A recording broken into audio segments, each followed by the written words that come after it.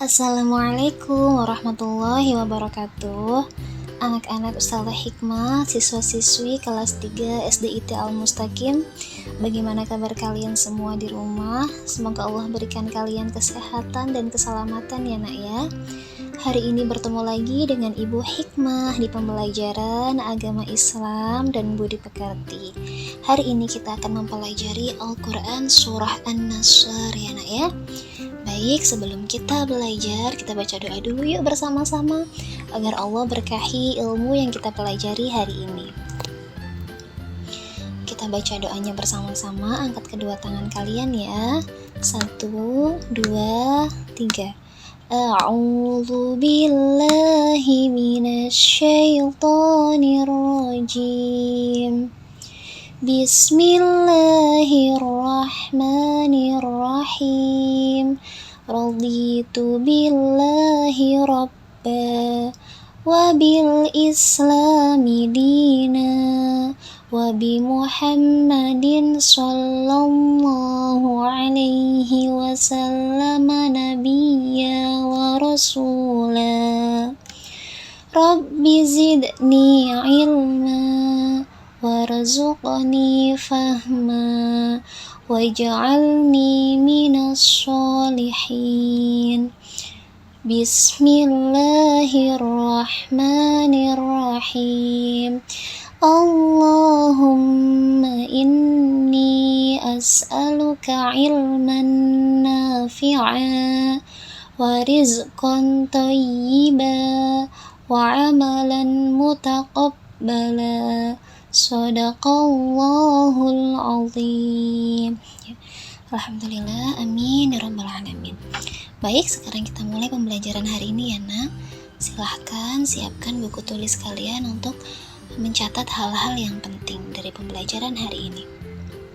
Ya, hari ini kita akan belajar surah An-Nasr. Tahukah kalian apa arti dari Al-Quran surah An-Nasr?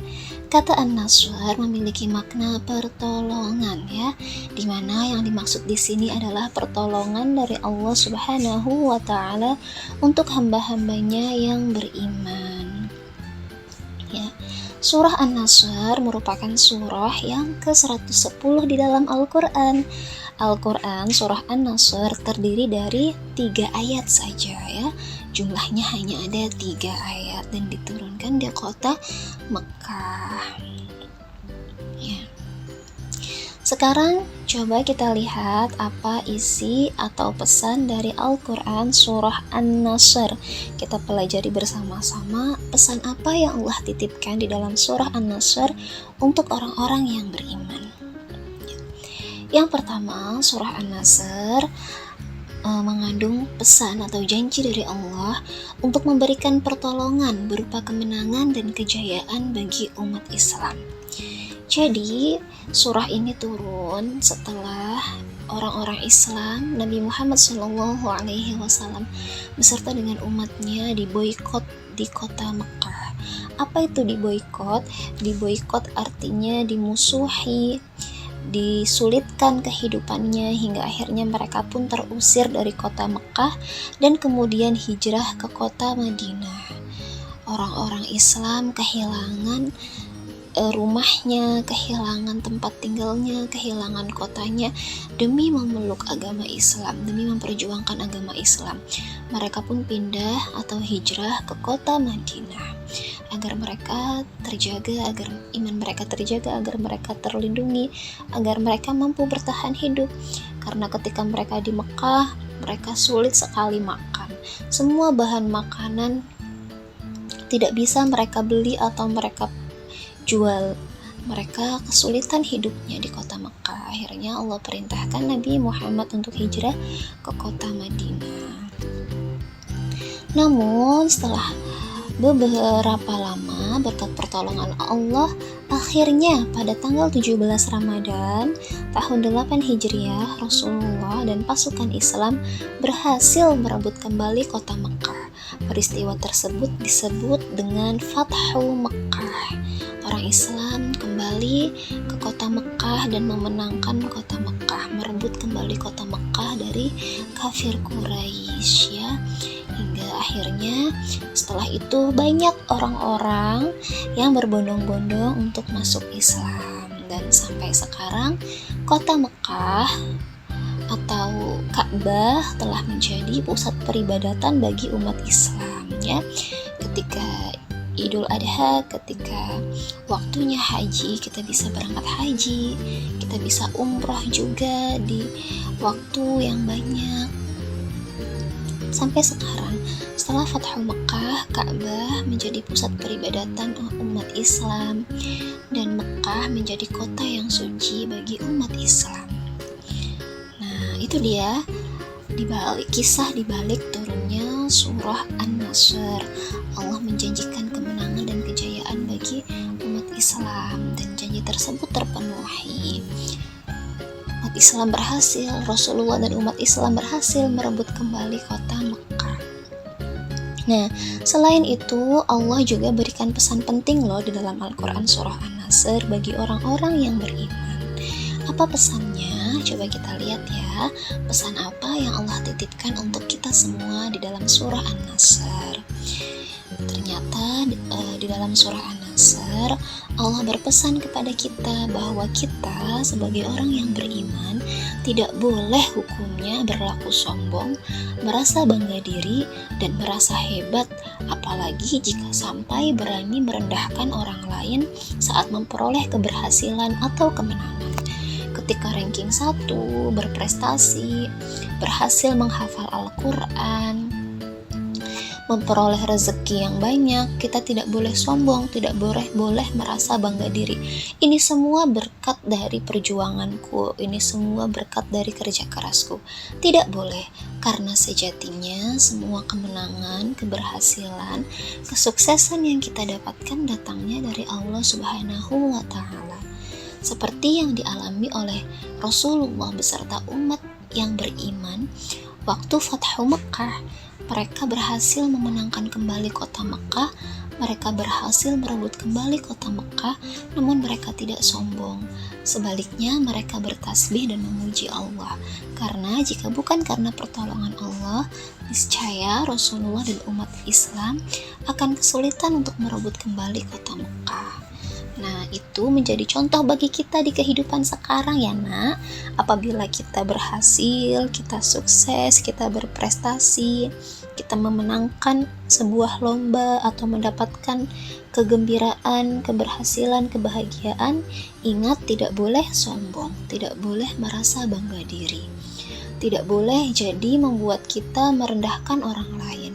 Sebaliknya kita harus selalu bersyukur dan memohon ampunan kepada Allah agar Allah melapangkan dada kita dalam keberhasilan, membuat kita senantiasa rendah hati. Ya. Nah, oleh karena itu Allah perintahkan orang yang beriman untuk senantiasa bertasbih, memuji Allah, serta memohon ampunan kepada Allah saat memperoleh kabar yang menggembirakan atau kemenangan. Jika kalian berprestasi, bertasbihlah, pujilah Allah.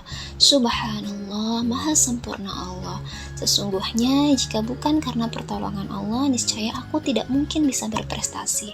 Karena kecerdasan otak kita, kemudahan kita dalam belajar adalah berkah dari Allah, rahmat dari Allah, datangnya dari Allah. Dan jangan lupa untuk beristighfar, memohon ampunan Allah jika tanpa sengaja terbesit rasa sombong di dalam diri kita.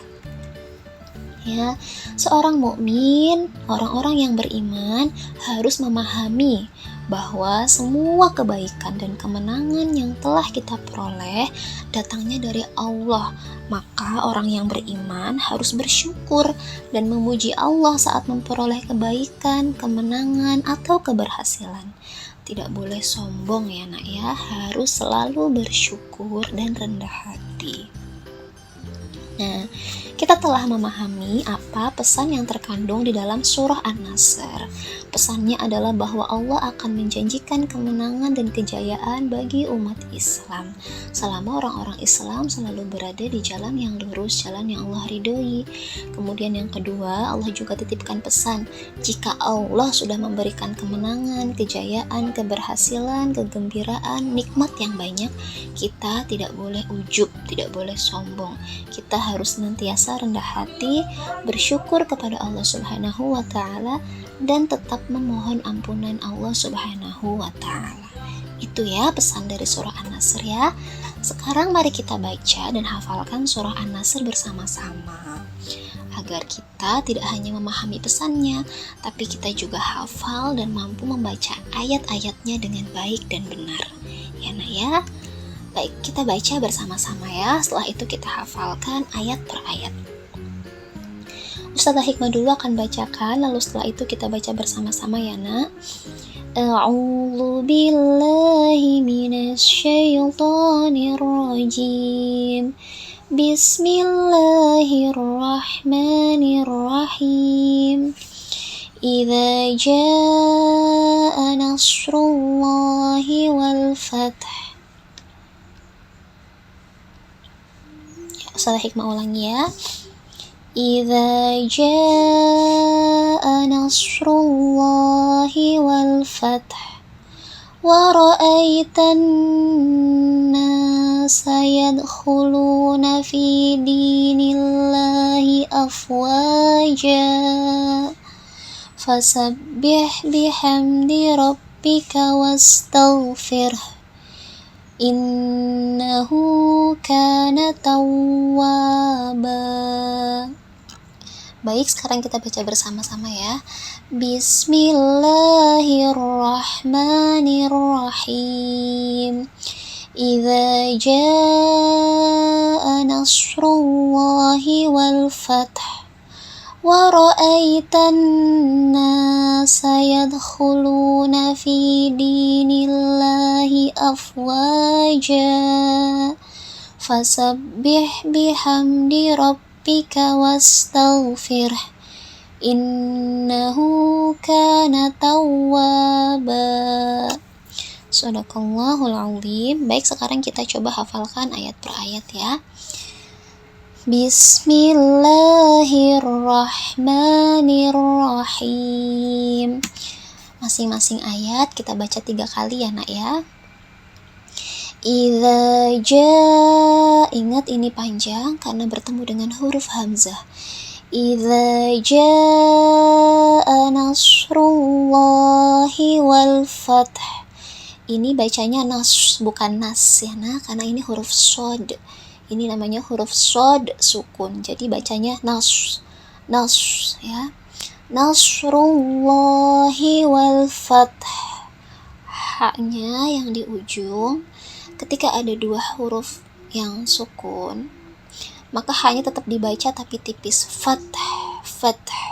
Kita ulangi ya nak ya. Idza jaa nasrullahi wal fath. Ya, ketika waqaf dan huruf terakhir sebelum waqaf didahului dengan huruf yang sukun, maka huruf yang terakhirnya usahakan tetap terbaca meskipun tipis. Kita baca 2 kali lagi ya nak ya, lalu kalian hafalkan. Idza jaa nasrullahi wal fath. Idza jaa nasrullahi wal fath. Ayat yang kedua, wa ra'aitan nasa yadkhuluna fi dinillahi afwaja.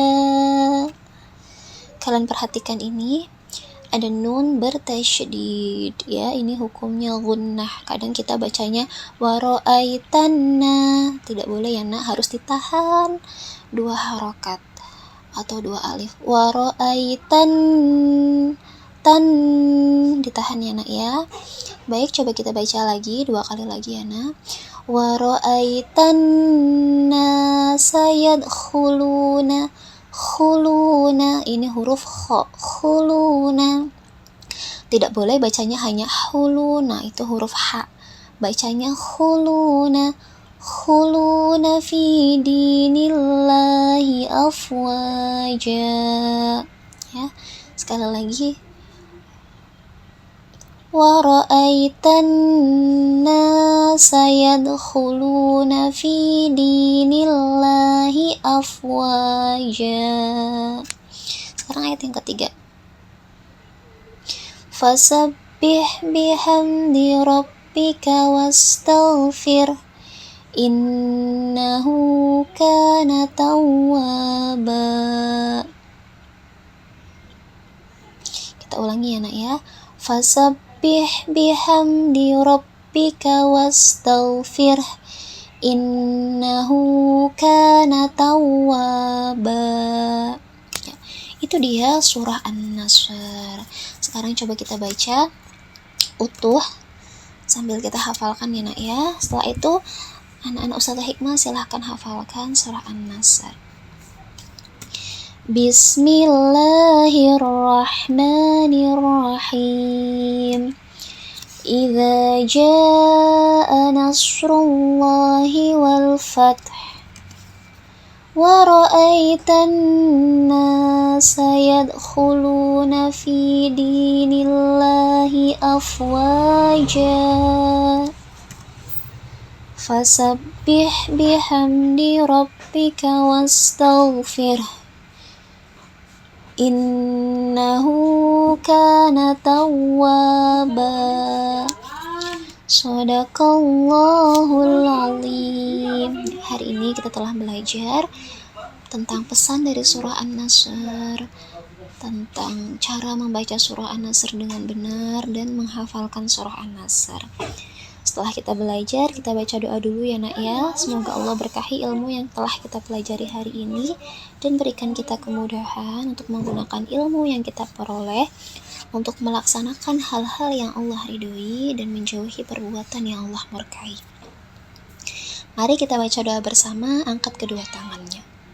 1, 2, 3. A'udzu billahi minasyaitonir rajim.